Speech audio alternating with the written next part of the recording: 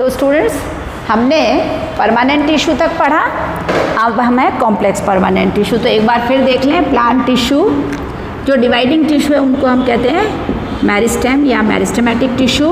They are of 3 types on the basis of location, on the basis of their location in plant body: apical meristem, okay, lateral meristem, and yes, intercalary meristem। ठीक है, ये dividing है, बहुत active cells है किसकी, meristematic tissue की, है ना।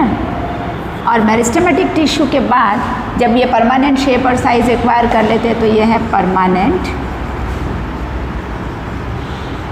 Tissue.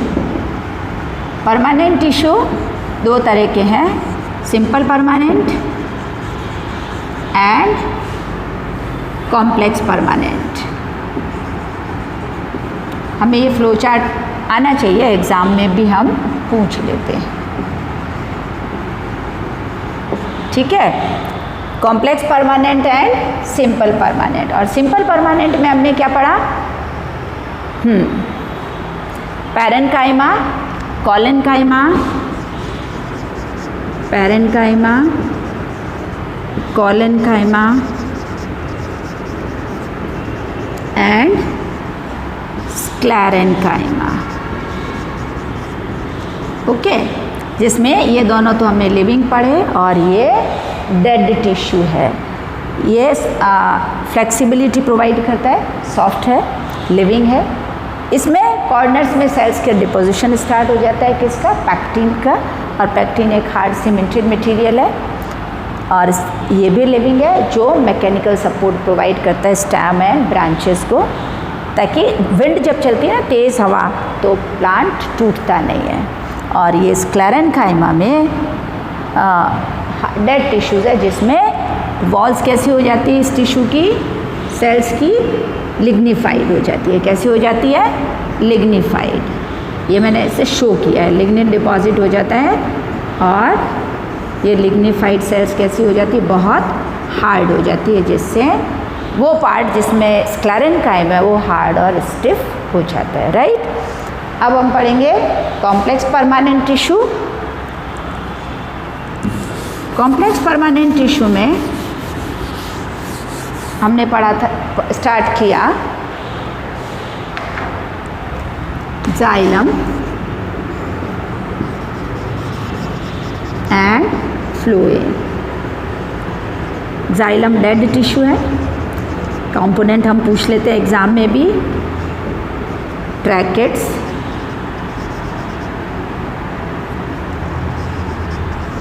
Vessels, xylem parenchyma and xylem fibre. ठीक है, और ये इसका काम क्या है, वाटर एंड मिनरल को एब्जॉर्ब करती है रूट और थ्रू स्टेम लीव्स तक कंडक्ट करता है जाइलम। कैसे कंडक्ट होता है, अभी अभी मैंने बताया, due to transpiration pull and ascent of sap. Right, then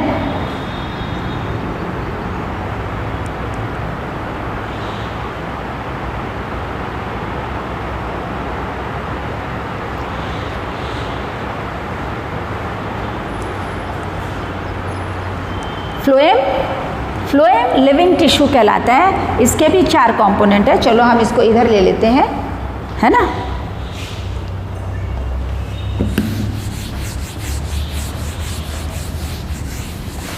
phloem living tissue है और इसका किसका काम है कंडक्शन का, yes, prepared food from leaves to different parts of the plant. Leaves से different part of the plant में food का कंडक्शन कौन करता है, फ्लोएम।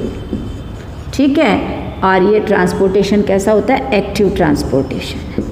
ये transportation of food to different parts of the plant is an active transportation. और जैसे जो वाटर एंड मिनरल का कॉलम था वो तो अपवर्ड ही राइज हो रहा है ना, लेकिन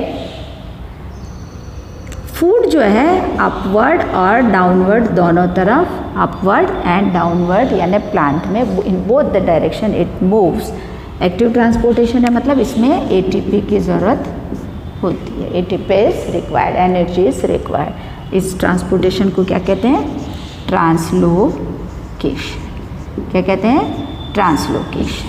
क्या कंडक्ट करता है phloem? Food prepared in leaves. अब इसके कौन कौन से कंपोनेंट्स हैं? Sieve tube,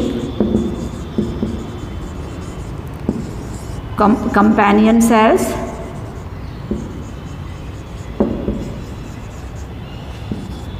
phloem fibre and phloem parenchyma. तो ये जो कंपेनियन सेल्स हैं ये कैसी है? लिविंग। आपके उसमें भी डायग्राम दे रखा है, ये सीव ट्यूब्स बता रखी है जहाँ इनमें सीव बनी हुई है ना, इस तरह आपकी बुक में डायग्राम गिवन है ना। और ऐसे सीव बता रखी है जिसमें फूड इस तरह कंडक्ट होता है। तो यहाँ पर जो नेक्स्ट सीव आएगी उसके बीच में आपके कंपेनियन सेल्स हैं। कौन सी सेल्स है? Companion cells. Sieve tube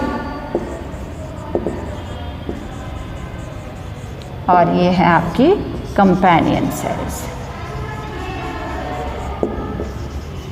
right. तो क्योंकि ये लिविंग है और दे कंट्रोल, यानी nucleus of this companion cells control the activity और फंक्शन ऑफ सीव ट्यूब। इसको क्या कहते हैं? लिविंग टिश्यू कहते हैं हम। क्या कहते हैं? Living tissue. देन कंडक्शन का काम, ट्रांसपोर्टेशन का किसने किया?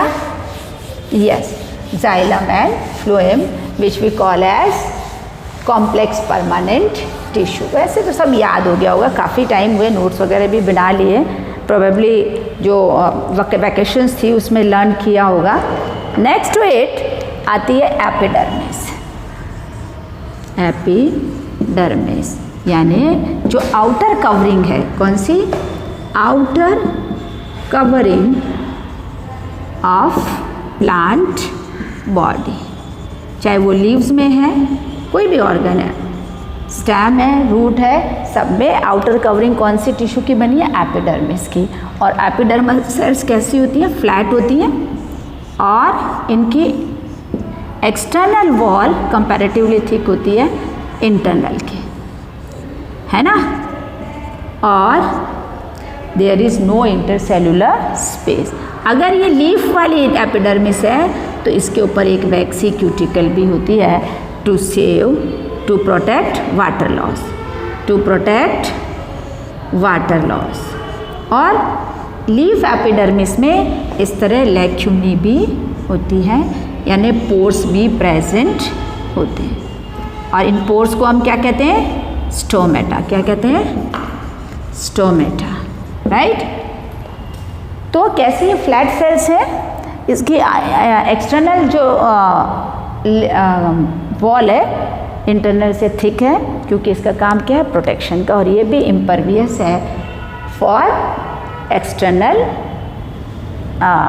जर्म्स और पार्टिकल्स, बॉडी में, प्लांट बॉडी में एंटर नहीं होने देते। और स्टोमेटा क्या है? They are guarded by pair of guard cells. 7th में पढ़े न्यूट्रिशन इन प्लांट्स में। और गैसियस एक्सचेंज इनका काम है। क्या वर्क है इनका? Gaseous exchange. और दूसरा क्या फंक्शन है स्टोमेटा का? Transpiration, correct. In desert plants जो वाटर स्केर्सिटी में ग्रो होते हैं, है ना, which grow in scarcity of water, वहाँ क्या होता है स्टूडेंट्स? पूरी प्लांट बॉडी पर एक वैक्सी कवरिंग होता है, वो क्या करता है? Protect from water loss. It protects, cover जो है वो क्या करता है, from water loss, because desert plants can't bear water loss as they grow in scarcity of water. ठीक है, तो डेजर्ट प्लांट्स में वैक्सी कवरिंग किसकी बनी है, बुक में पढ़ना, ये क्वेश्चन पूछ लेते हैं हम, क्या है ये वैक्सी सब्सटेंस, क्यूटेन, राइट, और इसीलिए चमकता रहता है, शाइनिंग रहती है ऊपर की तरफ, और जो पानी है वो उस पर टिकता नहीं है।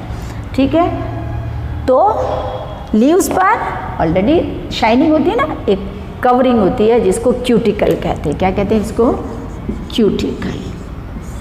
ये भी वैक्सी है ताकि उसकी सरफेस से वाटर लॉस ना हो, क्योंकि जो वेनेशन है उसमें, और हर सेल में पानी तो होता ही है, हर बायोकेमिकल एक्टिविटीज़ किसमें होती है, एक्वस मीडियम में होती है। किस में होती है, एक्वस मीडियम, यानी वाटरी मीडियम, पानी चाहिए। एपिडर्मिस जो स्टेम में है आउटर कवरिंग, उसको जो पेरिनियल प्लांट्स हैं, जो ओल्ड प्लांट्स हैं, है ना, उनमें क्या होता है, हार्ड कवरिंग आ जाती है और वो ब्रेक होती जाती है। कैसी, इस तरह तुम्हारी बुक में डायग्राम दे रखा है, और भी तुम्हें याद आ जाएगा जब ये वाला डायग्राम देखोगे ना तब। यस, रॉबर्ट हुक ने फर्स्ट जब सेल डिस्कवर करी थी तो थिन स्लाइस ऑफ कॉर्क में करी थी, राइट। हाँ, वो डिस्कवर्ड सेल रॉबर्ट हुक। तो यहाँ कॉर्क बताया कि एपिडर्मिस कैसी हो जाती है, ब्रेक हो जाती है ओल्ड प्लांट्स के अंदर।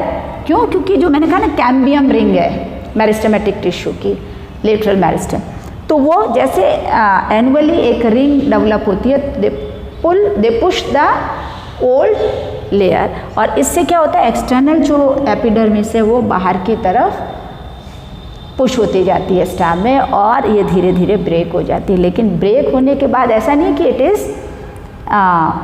It permit all the foreign bodies to enter inside the plant body, नहीं, इसमें क्या होता है, सुबारिन का डिपोजिशन हो जाता है। किसका डिपोजिशन हो जाता है, जहाँ ब्रेक है, क्या बनाई है मैंने, बार्क, इसमें भी इंटरसेलुलर स्पेसेस नहीं है, बार्क ब्रेक हो जाती है, पर किसका डिपोजिशन है, सुबारिन का, और ये suberin it is impervious to water and foreign particles. ठीक है,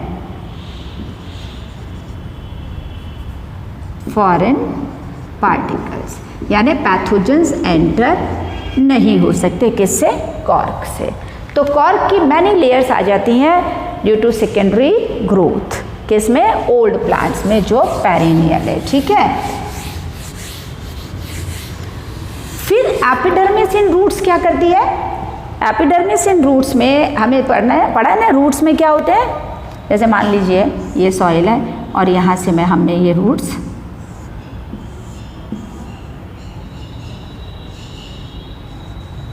ठीक है, रूट्स क्या है, इसके ऊपर क्या होते हैं, रूट हेयर्स होते हैं। क्या होते हैं, रूट हेयर्स होते हैं।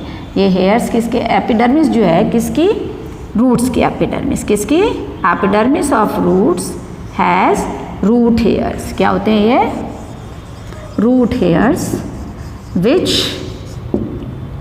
Provide the surface for water absorption.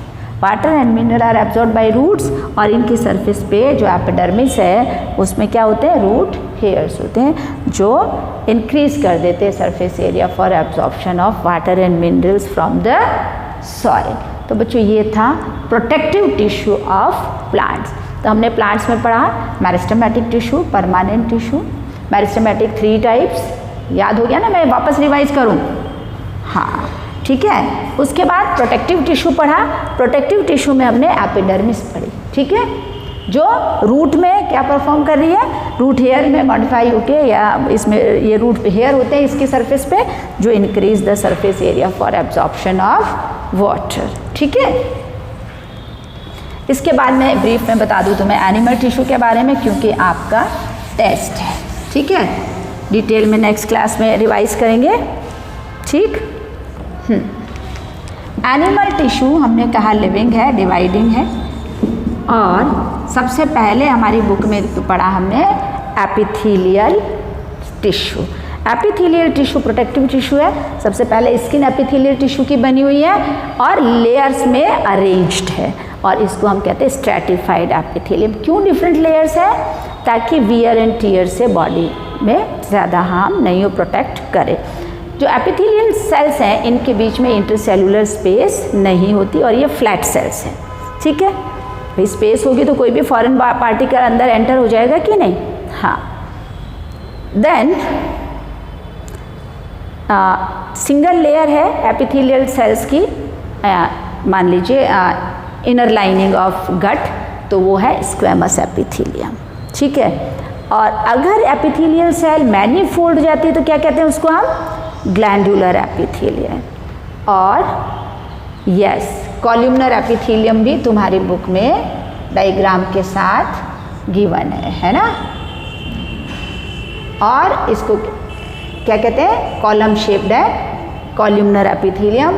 और अगर इनके ऊपर सीलिया आ जाते हैं तो सीलिएटेड कॉलमनर एपिथेलियम। और सीलिएटेड कॉलमनर एपिथेलियम किस में प्रेजेंट है? यस, ट्रैकिया में एंड नेजल कैविटीज में। ट्रैकिया में क्या करते हैं? ये वाइब्रेट होके प्योरीफाई करते हैं एयर को, ओके। देन मस्कुलर नहीं, कनेक्टिव टिश्यू। कनेक्टिव टिश्यू में सबसे पहले फ्लूइड कनेक्टिव टिश्यू पढ़ा हमने, blood. Blood is fluid connective tissue. और दूसरा कौन सा है? लिम्फ, ठीक है। Blood transport nutrients and carry waste material to different excretory organs, ठीक है। इसके कई कंपोनेंट्स हमने पढ़े। 90 to 95% ब्लड प्लाज्मा में वाटर है एंड बाकी nutrients and different cell, yes, cells हैं, ठीक है। इसके बाद लिम्फ, ये प्लाज्मा ही है ब्लड का जो कलरलेस है। क्यों? क्योंकि इसमें आरबीसीज नहीं होती और ब्लड रेड होता है due to the presence of red blood cells, है ना। तो ब्लड का सेल्स होती हैं, ब्लड सेल्स होती हैं, फाइबर्स होते हैं नाइट्रोजन और सॉरी प्रोटीन फाइबर्स, ठीक है, किसमें? ब्लड में। देन हार्ड कनेक्टिव टिश्यू में स्केलेटल सिस्टम यानी बोन्स एंड कार्टिलेजेस। और बोन्स और कार्टिलेजेस के साथ हमने पढ़े टेंडन्स एंड लिगामेंट्स। ये स्ट्रॉन्ग फाइबर्स है जो कनेक्ट करते हैं bones to bones and bones to muscles. Connective tissue के बारे में पढ़ रहे हैं हम, ठीक है।